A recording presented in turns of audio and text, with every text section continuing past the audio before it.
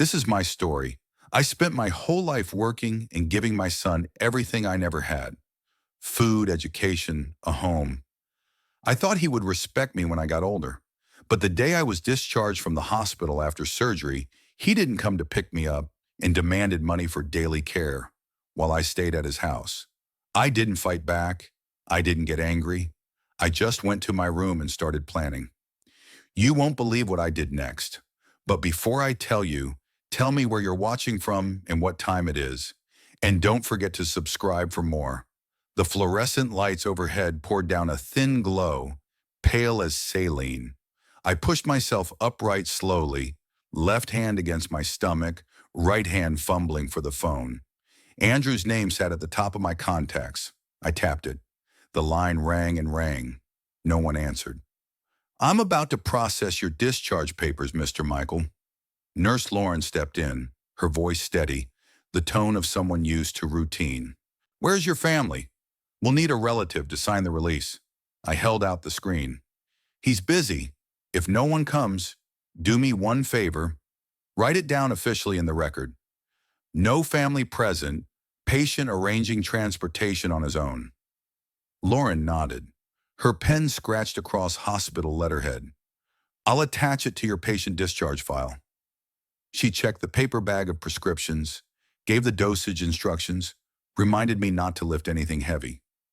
I listened, nodded, but my eyes kept sliding toward the corner of the room, where an empty chair sat cold as a forgotten shoulder. My phone buzzed. Andrew called back. "I was in the middle of something," he said, flat, clipped. "Figure it out yourself. Don't make a scene." "I'm not making a scene," I answered slowly, each word dropping hollow. "I'll get home on my own." The hallway smelled of antiseptic. I gripped the rail, walked one step at a time. Along the way, I caught sight of other patients, some younger, some as old as me, but all with someone at their side.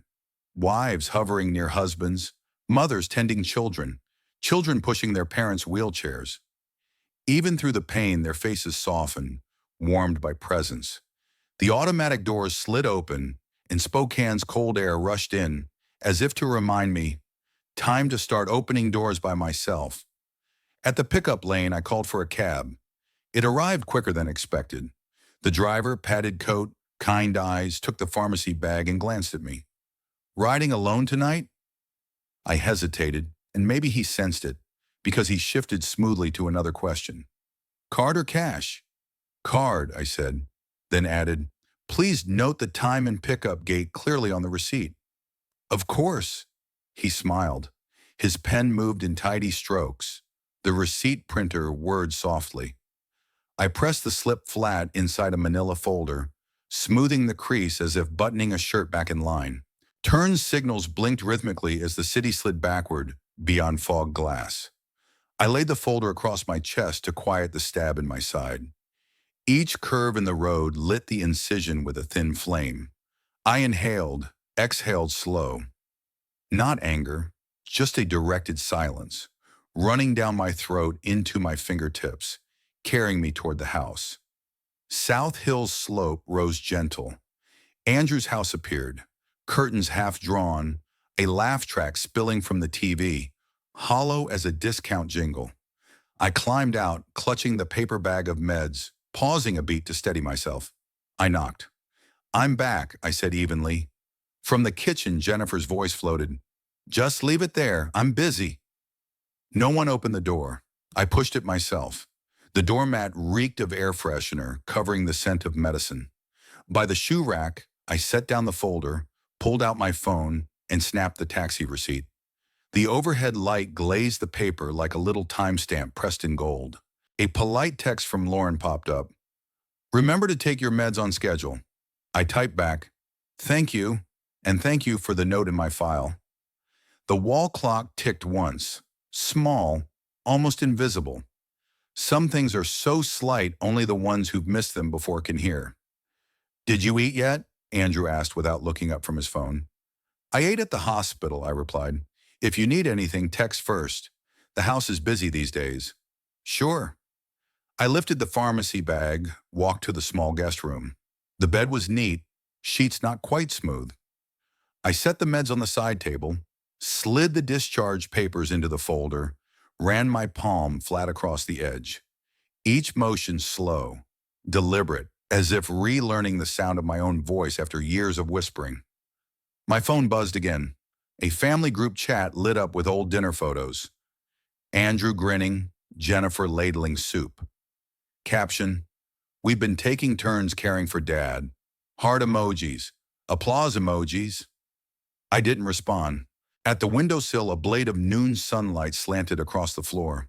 My stomach hurt, but my head was clear. Papers stacked in order, proof in place. Everything knew its side. Only people sometimes forgot. I sat on the bed back to the wall, listening to forks clink faintly in the kitchen. The smell of roast chicken wafted, then faded. I thought of the nights I brought takeout home when Andrew was small, cheap cartons, but warm, and the times I sold off pieces of myself to buy something for him, a winter coat, a summer bike. Memory doesn't argue, it only reminds. "Don't scatter your things, okay?" Jennifer called through the door, polite to the point of sharpness. "I'll keep it tidy," I said. "Same as always." I opened the drawer, pulled out a small notebook, wrote one line. "Discharged today, alone. Noted in file. Have receipt, not from fear of forgetting." Just so, if ever asked, the papers would answer first, and I second. By late afternoon, the light turned warm. I practiced standing, sitting, steadying my breath. Each time the scar twitched, but my hands no longer trembled. I poured a glass of water, watched my reflection quiver in it, then stood still until it calmed. The door closed. Out in the living room, the TV shifted channels. Andrew's laugh rose with a commercial. I lifted my hand, brushed the spine of the manila folder. The paper felt cool, firm, like the backbone of a man who'd walked through a long season of rain. I turned off the lamp, left only a thin strip of light seeping under the door. Silence crossed the room like a mailman arriving on schedule. And in that silence, I realized what I had just received. Not a failure, a beginning. The living room was small. The gray carpet carried a few rings where someone had set down a cup too quickly. The TV hummed in the background, low enough that canned laughter blurred into the scent of air freshener. I placed the bag of medicine on the table and stood waiting for my son to look up. He didn't. "How long are you planning to stay?" Andrew asked, eyes still glued to his phone. "This isn't a hotel." "I need a few days to get used to moving around again," I said. "The doctor told me not to lift anything heavy." Andrew exhaled through his nose, as if I had just asked for something extravagant. "If you're staying, then it's a care fee," he said. "Weekly rate, paid in advance." I nodded. "Send me the details in a text. Amount, method of payment, start date. That way I won't forget." He glanced at me for 1 second, weighing annoyance against convenience, then smirked. "Fine." The dishwasher rumbled faintly in the kitchen. A draft slipped through the back door, mixing dish soap with air freshener into a scent of impatience. On the TV stand sat a beach photo of the family, all smiles. I looked at it long enough to understand some smiles exist only for the camera. In the kitchen, Jennifer stacked plates. She added principles like clauses in an oral contract, medication schedule, reminders billed as extra, rides to follow-up appointments as a separate fee, meals with the household requiring contribution. Her tone was sweet but sharp, like a thin blade. "In short," she said, "weekly fee up front, transportation extra. I'll draft a list."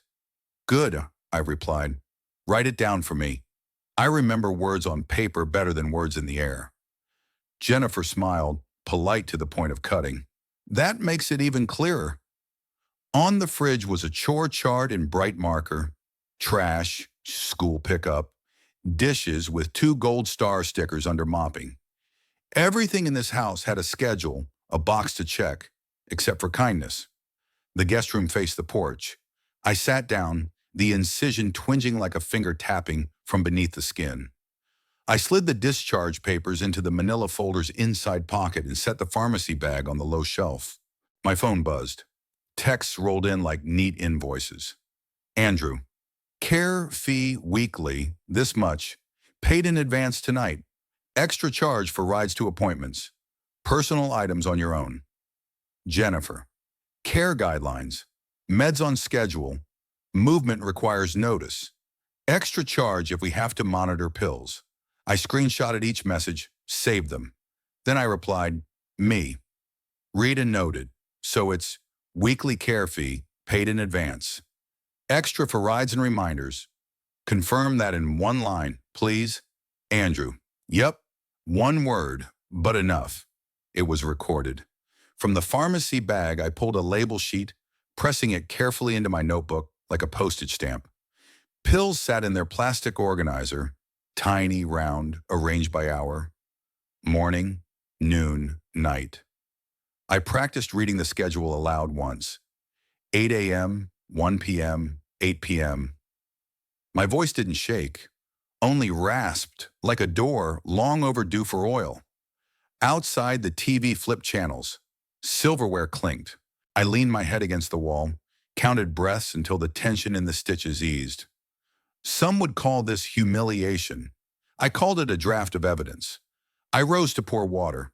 The thin glass left a chill sliding across my palm.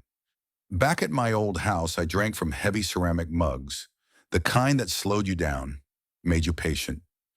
Here the glass was so light everything slipped faster, dignity included. I set it down. A wet ring spread on the wood. I dabbed it away with a tissue, like practicing persistence in small tasks. By late afternoon, Spokane's sky turned slate. I stepped onto the porch for quiet and called Benjamin Parker. He picked up after 3 rings. Hello, Parker, I said. Voice kept flat. I need to update authorizations and freeze shared utilities. Everything is on hold for now. I'll sign, but nothing takes effect until I say go. Understood, Parker answered, the voice of someone who'd seen families with unspoken wars. I'll send a checklist today. Choose the nearest credit union. You'll need photo ID and a notary appointment. Once signed, I'll mark it, hold until client says go. Good, I said, and all communication by email so there's a trail. Of course. When the call ended, a new email was already waiting. The checklist was neat, just as I liked. Notary appointment, notify county, cancel autopay, revoke granted utilities. I started, then added a note to myself. Activate only when evidence goes public. A cold gust skimmed the porch. I pulled my jacket tight, felt the stitches tug beneath the skin like a taut wire reminding me, don't rush, don't stall. The neighbor's cat leapt the fence, stared at me with yellow eyes, then vanished into the shrubs. A comma in the long sentence of the day, reminding me to breathe. Back inside, Jennifer had left a sticky note on the table. Soup stock in fridge, no salty food, clean kitchen after use, short sentences, no subjects, commands disguised as courtesy. Night drew in like pencil shading. Jennifer stood in the doorway, phone in hand. If you're staying, transfer the money tonight, she said. Andrew needs to plan for tomorrow. Andrew leaned on the door frame, eyes flicking across his screen. A smirk broke briefly. I'll send part now, I said. The rest according to the schedule you texted. All of it tonight, Jennifer pressed. That's the rule. I glanced at the chore chart again. Trash, school pickup, dishes, everything accounted for, except respect. I opened my phone, moved the money, no explanations, no numbers in the notes, just the word care. Me, text. Transferred the first part as you listed. From now on, all care expenses please text or email so I can track meds and not forget. Andrew, got it. Next week on time. Jennifer, remember extras if there are rides. Me, as written in your message. I lingered long enough to hear the fridge door close, the clock tick. Sounds only surface when people stop talking. I rearranged the bottles on the counter, leaving a small path, like a road for thoughts to travel. In the guest room, I slid the discharge form into the manila folder, followed by the nurse's note, then the taxi receipt. In my notebook, I wrote, text, weekly care fee, paid in advance, extras for rides, reminders. Partial payment made, acknowledged. Lawyer's checklist received. Notary scheduled for tomorrow morning. I stopped at the word acknowledged. One word, but enough. Closing the notebook, I set it beside the pillbox, then studied my faint reflection in the window pane. In the blur, I saw a man no longer young, relearning how to stand straight with two tools, old habits and fresh paperwork. My phone buzzed again. Email from Parker, subject line. Documents, staging, hold, and appointment details. I opened it, each line with a blank for signature, arrows pointing where ink should go. I started again, as if a second star might hold it tighter. From the living room came a burst of canned laughter, then the crack of a soda can opening. I listened to my body, tired but steady, sore but silent. I checked the pill label for the night dose, set an alarm for 8. The test ring chimed once. I shut it off, told myself tomorrow would be long but necessary. Done yet? Andrew called from the living room, tossing the words like pebbles. Done, I said. Thanks for spelling it out. No reply. The TV laughed again. I turned off the lamp, leaving only a strip of light under the door. In the dark, I traced the line I was walking, the trail already marked, the signature waiting, the effect arriving on my time, not theirs. On my phone, I opened a new draft email. Subject line blinked. Schedule and communication rules. I attached a rough note of the timeline from hospital to home, left it in drafts. The cursor stopped blinking. Before lying down, I cracked the window shade.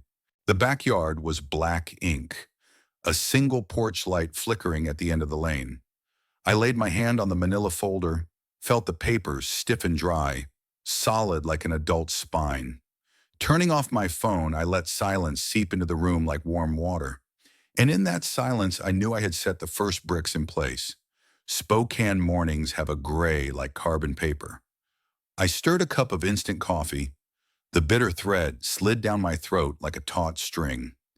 Setting the cup down, I opened last night's draft. Scheduling and communication rules, and reread it the way a mechanic double-checks bolts before closing the garage. I added one short line. From now on, to avoid misunderstandings, please handle all care expense communications via email or save text. The cursor blinked. I lowered my own voice in my head to its calmest register and hit save. My phone buzzed. The family group lit up with a photo of Andrew carrying a tray, Jennifer smiling, the two kids throwing up peace signs. Caption: We've been taking turns caring for Dad. Family first. Hearts and clapping hands bloomed brighter than the food. Someone asked if I was feeling better. Someone else praised Andrew for being such a devoted son. I looked at the screen the way you look at a backdrop stretched too tight. I didn't reply. I sat at the table and opened a new email. In the to line, I typed Andrew and Jennifer. In CC, I added Emily Thompson and Douglas Miller, relatives close enough to care, far enough not to have to pick sides. Subject: Contact update and post-discharge timeline. I turned on read receipts. The cursor waited for me to lock each word in place. I typed slowly, the voice in my head neither high nor low, like a call center script. Hello everyone, I'm back and recovering, moving slowly. From now on, to avoid confusion, please use email, talk, text. I'll save messages to track meds and follow-ups. If rides are needed, let me know 24 hours ahead. Thanks for checking in. Send. A minute later, Emily Thompson, read, then Douglas Miller, read. Emily replied with one line. Received. Rest up. If you need groceries, tell me. I thanked her, also briefly. I shrugged on my jacket, slid the folder into a canvas bag, and headed to Kendall Yards. The river wind off the Spokane wakes you up after days under hospital lights. At the cafe facing the water, I chose a table near the window, the light honest enough to show the gray on my hands. Fresh roast passed through my chest and left a warm seam. I opened my laptop and made a short task list. Scan documents at the UPS store, schedule the notary at the credit union, print a condensed summary of past support, grouped totals. At the top, I wrote a small heading, "Let the papers speak." The family thread blinked again. Andrew posted another photo, him spoon-feeding me. It was obviously from months ago, back when I first went in for tests. Jennifer commented, "Sat up all night watching his meds, glad that's over." I looked closer. In the photo, the wall clock from the old house, the heavy ceramic mugs I gave away when I moved. Things that don't exist in the present. I pressed my lips together, not from anger, just to remember that truth needs time the way a stamp needs ink. At the UPS store, the scanner droned on. I asked for PDFs, discharge papers, sensitive lines masked, the nurse's note with no family present, the taxi receipt with time and pickup door. The clerk asked if I wanted it on a USB. I told her to email me. The stack slid hot from the printer, edges smelling of ink. I clipped them into the folder, another small motion, like fastening the second button in a long day. At a high table in the corner, I drafted a condensed ledger of the support I've given Andrew over the years. No dollar amounts, just categories and cadence. Mortgage rent, regular. Utilities, off and on. Car and registration, at changes. Meds and appointments, as needed. I added a final line. From now on, any support will be by written agreement only. No verbal terms. The sentence stood straight as a fence post. Back at the cafe, the river wind skimmed the glass. I wrote a second email to Benjamin Parker. Attached scans, discharge note, just nurse note, taxi receipt. Here's a condensed timeline. I'll handle the credit union and notary per the schedule below. Send, then I called him. He picked up on the third ring. I kept it short. I've sent the timeline and scans. Today I'll set the notary and service counters. Everything stays on hold as discussed. Parker repeated the milestones, his voice like a stapler biting clean through. I walked over to the local credit union. The paving stones were damp. My shoes tapped a steady tock-tock. Inside, the LED board flipped numbers. People waited with envelopes of varying thickness. I took a number and looked at my hands. Old calluses rough at the base of the thumb, the residue of a life spent carrying weight. When it was my turn, I told the teller, I need to schedule a notary for some authorization updates. I also want to review the process for locking certain auto access. He asked for ID, glanced up polite. We may need a photocopy. The machine's over there. I nodded, copied, returned. He typed, printed. Last slot tomorrow for the notary. For auto access, we can suspend after verification. If we receive written instruction from your attorney by email, we'll prioritize that. I asked for a confirmation slip. He placed the paper in the tray. The timestamp landed exactly where I like it. A brand new second already 1 second old. I sat on a dark blue vinyl bench and rested. The incision tugged with each breath, a small lesson in patience. I didn't stand until my body said ready. Then I tucked the slip into the folder and thanked the teller. In a window, I caught my reflection, thinner, but straighter than yesterday. Maybe because I was carrying a plan, not just pain. On the way home, my phone buzzed. Andrew messaged privately, "No need to CC extended family about our internal stuff." I stopped under a tree and typed slowly. I'm summarizing objective events to prevent confusion. Email me if you need to discuss. Send. Seen. No reply. Back home, I set the folder on the table and poured water. Jennifer glanced over. Where were you since noon? I answered like a news brief. Just Kendall Yards for coffee and some errands. She said nothing, but the corner of her mouth hooked slightly. That evening, the family thread went quiet, like a room after the music stops. I opened the manila folder and arranged the order.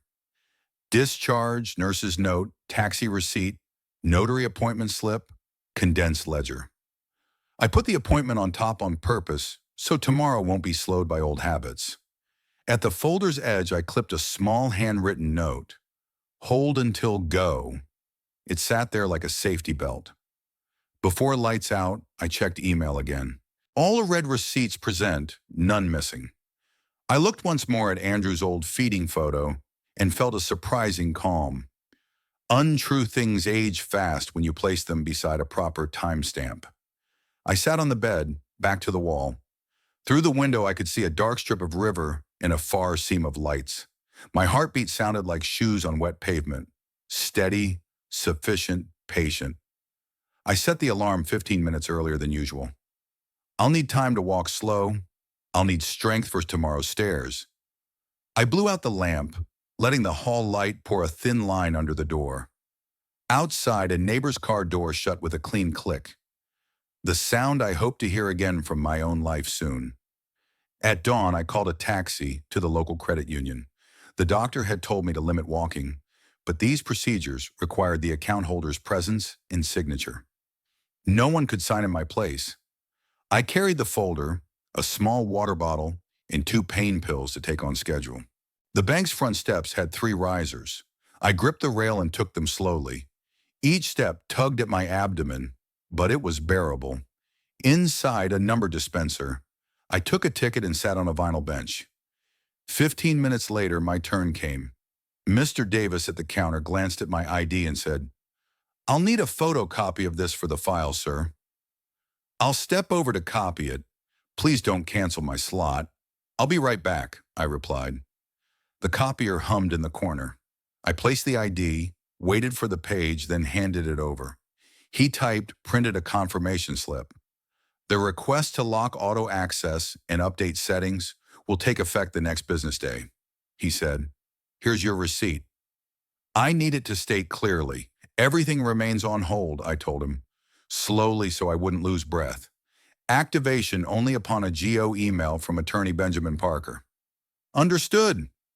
He added the line on hold, "Per client, usher attorney email," printed another copy, stapled it, and slid it back. I stepped aside, checked the date and timestamp, then signed the acknowledgement box. My abdomen tightened. I sat again, sipped water, waited for my pulse to steady. Then I lifted the folder and called the next cab. By noon, I was at Wells Fargo. The lobby was crowded, cameras panning overhead, another number, another wait. My abdomen ached. I shifted the folder to my lap to ease the weight. When my turn came, I spoke plainly. "I need to cancel all auto pays for support and revoke prior shared access. And I need the same hold note as at the credit union." The banker pulled up forms, handed me 2. I filled each box, legible but not elegant. She confirmed, "You're stopping auto pay here and revoking access there, correct?" "Yes, and please add, hold until client says go, via attorney email." She ticked the note, printed a receipt with timestamp. I checked. Everything matched. Signed. The tethered pen was heavy but steady in my hand. She returned the stamped copy. I slid it into the folder, asked to rest a moment on the bench nearby. She nodded. I breathed, counted to 10, rose, thanked her, stepped outside. Early afternoon, I arrived at the title and closing office to update powers of attorney. The elevator was under maintenance. Staff pointed me to the stairwell. "Just 1 floor, take it slow." I stared at the stairs, gripped the rail. Each step a small sentence. At the landing, sweat lined my back.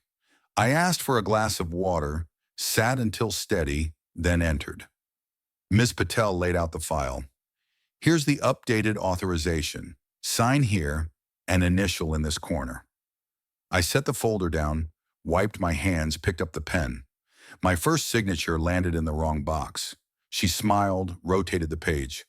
"That's fine. Sign here instead." I redid it. She pressed the notary stamp to the main page. The mark was sharp, dry in seconds. "I need the note. Hold until client says go. Via attorney email," I said. "Done." She wrote it on the cover page, signed beside it. I thanked her. She added, "We can scan and email the file directly to your lawyer." I gave her Parker's address and CC'd mine. Out in the hall, I leaned against the wall, breathing. My legs trembled, abdomen tight. I dialed Parker. "I've signed the authorizations, notarized. All marked hold as worded," I told him. "Good," Parker said. "I just received the scan from title. Do you have more stops?" "I'll file the termination of shared utilities at the county auditor's office." Then I'm done. Go slow. Call me if you need anything. At the county auditor's office, the line was longer. I took a number, sat when fatigue hit. When called, I handed over the forms. This is to terminate shared access. Please note, activation pending attorney email, go. The clerk verified my ID, flipped through, nodded. All signatures correct, form complete. Here's your receipt. She typed in activation per client attorney email. I held the paper a moment, making sure the ink was sharp, then filed it away. Before leaving, I asked, could you email the receipt to my lawyer and CC me? Of course, she said. I left the addresses, thanked her. In the hallway, I needed to sit again. My hands were damp. I drained the water bottle. When my breath leveled, I summoned another cab and asked the driver to stop at a cafe. I needed food and a table to sort papers. At the cafe, I laid everything out. The credit union slip, Wells Fargo receipt, notarized authorization, county filing, each with date and time. I photographed each page into my phone. Then I opened my laptop and drafted a statement of boundaries. 1. From today, contact me by email only. 2. Support only with written agreements. 3. All prior authorizations, check, access terminated, paperwork signed and stamped, but on hold. 4. Activation will happen only through my attorney. 5. If false claims arise, I present the documents. I reread, tightened a few words, printed several copies at the self-serve printer. Each went into a white envelope labeled, copy for family, for information. My phone buzzed. Family thread. Tomorrow night, dinner to celebrate Dad coming home. 6 p.m. at Andrews. Don't be late. Glass clinking emojis. Within minutes, nearly everyone replied, yes. As for me, yes, I would be there, to put the truth on the table. I texted Parker, all signed, everything on hold. Tomorrow I'll go at the dinner table.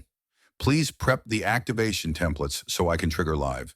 He replied, ready, templates for bank, credit union, utilities. One go from you and I'll send all confirmations CCing you. I closed the folder, placed the statement of boundaries on top, checked my meds, swallowed on time. Left hand clutching my abdomen, right hand gripping the folder, I descended the cafe steps slowly. Back home, I set the folder on the dining table, muted my phone, and rested. Jennifer passed by, glanced at the folder, said nothing. I opened it, organized the slips, receipts, notarized pages, county filing. Inserted each statement of boundaries into envelopes, counted. Enough. I taped a small note to the folder. Hold until go. Snapped a photo and emailed it to myself. A backup. In the evening, the TV filled the house. I went to my room, propped the pillow high, set the alarm 15 minutes early so I could dress carefully tomorrow. In my notebook, I logged the day. Photocopy ID, waiting lines, signing corrections, broken elevator, stairs, rests, hold notes at each stop. At the bottom, I underlined, done, not activated. Before lights out, I texted Parker one word. Ready, he answered. Waiting for your go. Darkness settled. The day had been longer than I expected, but every piece now sat in place. Tomorrow I'd lay the envelopes on the plates. Tomorrow I would activate. Andrew's house was lit up early. The dining table was draped in white. A roast chicken and a bowl of mashed potatoes sat in the center. Relatives trickled in. Emily and Douglas took the seats by the window. Kids darted back and forth. I sat at the table's edge and set my document folder down, stacking a pile of envelopes in front of me. Each envelope held a one-page statement of boundaries and copies of the relevant papers, the nurse's note, the taxi receipt, the text thread, weekly care fee, paid in advance, extra for rides, reminders, and the confirmations, notary, filing slips from yesterday. I put my phone on vibrate with Benjamin Parker on speed dial. Andrew raised his glass. Thanks for coming, everyone. These last weeks, we've taken care of Dad as best we could. Tonight we're celebrating him coming home. His voice was firm. He scanned the room as if waiting for applause. Jennifer stood beside him, one hand on his shoulder, smiling. Actually, I stood slowly, one hand braced on the chair, back to steady myself. Thank you all for your concern, and tonight I have a few documents so everyone is clear. I'm not here to argue. I'm here to provide information. The room quieted. I slid the stack of envelopes to the center. One envelope for each close relative. Start with the top sheet. Jennifer frowned but kept smiling. Dad, why so formal? In this family we can just talk. I've just talked for years, I said. Tonight, let the paper speak. I handed envelopes to Emily, to Douglas, and to a few of the older aunts and uncles. Andrew reached to block me, but I placed Emily's envelope just within her reach. She opened hers first and pulled out the first page. Statement of Boundaries, 1 page. I read, slow and clear. 1. From today, contact me by email. 2. Any support happens only with written agreement. 3. All prior authorizations shared access are terminated. Paperwork signed and stamped. Currently not activated. 4. I will activate when necessary through my attorney. 5. If anything false is said, I will present documents. No one spoke. A teaspoon clinked at the far end of the table, then silence. 2nd page, I said, nodding. Nurse's discharge note. No family pickup, patient arranged own transport. It's in the middle of the page, easy to see. Emily frowned slightly, reading carefully, then looked up at Andrew. Douglas turned to my son, his voice even. Andy, I remember you told me that day you were on your way to pick your dad up. This says no one came. Andrew drew a long breath. His face sagged a beat, then stiffened. That day, there was a small issue. I meant to go. Next page, I said. Taxi receipt, with pickup time and the hospital exit gate. I asked the driver to write it clearly. Anyone can compare it to the nurse's note. Jennifer clicked her tongue. Why nitpick these little things, Dad? Generous people don't keep score. I'm not keeping score, I said. I'm recording the truth. I motioned for everyone to read the text thread. A few uncles slid their chairs closer, glasses perched on their noses. The words were unmissable. Care fee per week, paid in advance. Extra for rides, medication reminders. Received. Next week pay on schedule.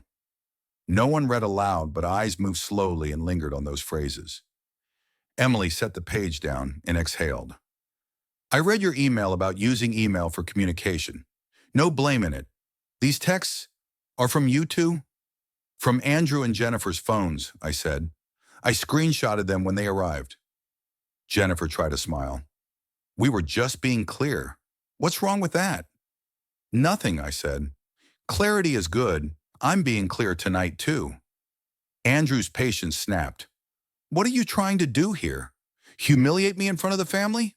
I shook my head. No, I'm putting the truth back where it belongs. The room grew heavy. An aunt clucked her tongue and set her envelope down. An uncle at the head of the table asked softly, and those stamped pages at the end?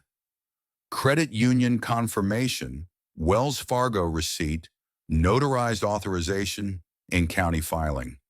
All dated and time-stamped. I've signed them, but as stated above, everything is on hold. Andrew bristled. You trying to threaten me?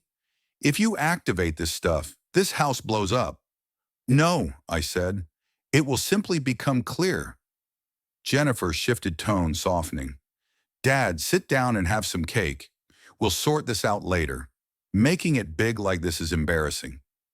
I met her eyes. The truth doesn't embarrass anyone, except those hiding it. A long pause. Emily looked at me, eyes warm. Douglas gave a small nod as if to confirm. I pulled my phone closer and tapped the speed dial. The screen flashed. Benjamin Parker. Calling. Andrew sprang up. What are you doing? I put it on speaker and spoke evenly. Benjamin, go live. Activate everything as signed. On the other end, a clear voice. Understood. Executing now. Email confirmations will go to the bank, credit union, utilities, and CCU. It was as if a handbrake seized the room. I hung up and set the phone down. In less than 10 seconds, Andrew's phone buzzed nonstop. He opened it. His face changed. Jennifer leaned in to read, her lips pressed tight. Andrew looked at me. "What did you just do to the accounts?" "I simply activated," I said. "All auto pays I used to cover are stopped. Shared access is revoked. Any logins I'd lent out are ended. Everything by the book." A new email hit my phone. Confirmation, actions processed. I flipped the screen face down. I didn't need to see more. Jennifer gripped Andrew's sleeve. "Call them back. Tell them to reverse it." "No reversal," I said. "I signed and said go. My attorney has sent confirmation." An older uncle cleared his throat. "So, monthly support still?" "I heard it earlier," Douglas said calmly. "Any support, if any, will be in writing. No more verbal deals." Andrew smacked the table lightly, enough to startle a child. He glanced around and lowered his voice. "You want me to lose face?" "Tonight," I said. "I don't want anyone to lose face. I want the lies to stop." Andrew's breathing quickened. Jennifer whispered in his ear. I looked down at my hands. They had stopped shaking. I slid the statement of boundaries in front of me and spoke levelly. "From now on, email only. Any support, documents first, action after. All prior authorizations, access, ended. If anyone misstates facts, I present documents." I looked around the table. Aunts, uncles, cousins. "If anyone wants a copy, say the word. I'll send a PDF." Jennifer forced a smile. "Do this and outsiders will laugh at our family." "Tonight there are no outsiders," I said. "Only relatives. And documents." Andrew shifted tactics. "If you need money, I'll handle it." "Why make this so tense?" "I don't need money," I said. "I need respect." The room stilled. The wall clock ticked once.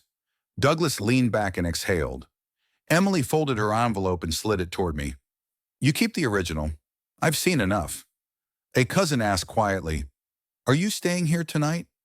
"I am," I said. "Tomorrow morning I'm moving. I'll email the new address to those who need it." Andrew stood silent, eyes reddening, hiding it by looking down at his phone. Jennifer turned, picked up a plate, feigning busyness. No one lifted a fork. I closed the folder and left a few envelopes on the table for latecomers. I slid the originals into my bag. My phone buzzed once more. Parker's email. "All confirmations sent." I simply marked it read. "Stay and eat, Dad," Andrew said, his voice smaller than usual. "I've eaten," I said. "Thank you for hosting. I'm turning in early." I gave the table a final sweep with my eyes. Emily's look was warm and steady. Douglas nodded. A few aunts and uncles looked awkward, but said nothing. I addressed the room. "If you have questions, email me. I'll answer with documents." I walked out of the dining room slowly, a folder held close to my side. Behind me, the clink of cutlery rose again, then faded. In the hallway, I paused to take a long breath. My hands were steady now. Before entering my room, I sent Parker a line. "Thanks for being on time." He replied, "Sleep. Certified letters go out in the morning." I pocketed the phone and closed the door. In the quiet, a sentence rang clear in my head. Clarity first, sentiment later. I set the folder on the desk, turned off the light, and sat on the bed's edge. My breathing was even. Out there, the meal went on, but my story had turned the page. By morning, the legal notices would be at each address. Tonight, I needed only one deep sleep, so I could wake early, pack and go. The morning found me at a small diner on the corner. I ordered eggs over easy and a coffee. My phone buzzed with a new email. Benjamin Parker. All confirmations sent. Attached was a list of the places he'd notified, along with photos of certified mail receipts. I replied, "Thank you. Please also mail me hard copies for my records." He answered right away. "Already scheduled with the courier. I'll send you the tracking number this afternoon." I ate slowly. On the table, I opened the folder and checked everything once more. The credit union confirmation slip, the Wells Fargo receipt, the notarized authorization, the county filing, and the one-page statement of boundaries. All in order. I closed the folder, finished half my coffee, and called for a car. At the rental yard, I picked up a small moving van. I didn't have much. One suitcase, a bag of medicine, the folder, a few changes of clothes, a pair of walking shoes. The attendant asked if I needed a dolly. I said no. I lifted each item myself into the back. When the suitcase pulled at my stitches, I paused, breathed, then continued. No hurry. The phone rang. Andrew, I let it buzz. He called again. I silenced it, then texted, email only. I don't discuss over the phone. He stopped. A minute later, Jennifer texted, don't make this ugly. Outsiders will laugh. I replied, I made it public last night. Email if you have something specific. I drove to a service department downtown. The lobby was wide, the front desk tidy. Carla Green greeted me and checked my papers. You're booked month to month, she said. Here's your key card, and this sheet has the building rules. I need one more note added, I said. No visitors outside my approved list. If anyone shows up, please verify before letting them up. Understood. Carla wrote it into my file. If you update the list, just email us. I took the key card upstairs. The apartment was small and clean. Windows looked out over the street.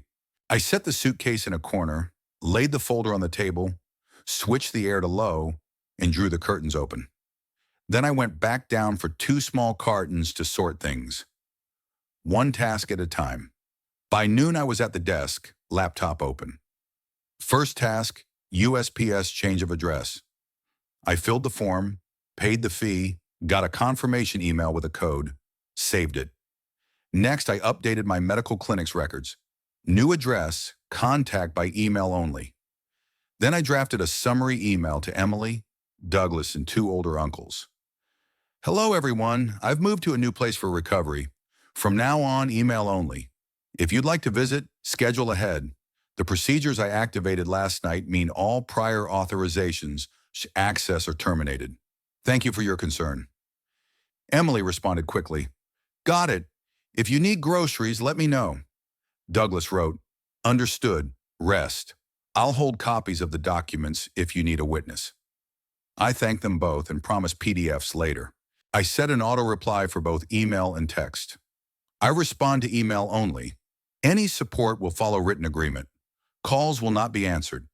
Then I sent Parker my new address. Please send hard copies here. CC me on all certified mail receipts. He replied, updated. First batch will be delivered tomorrow noon.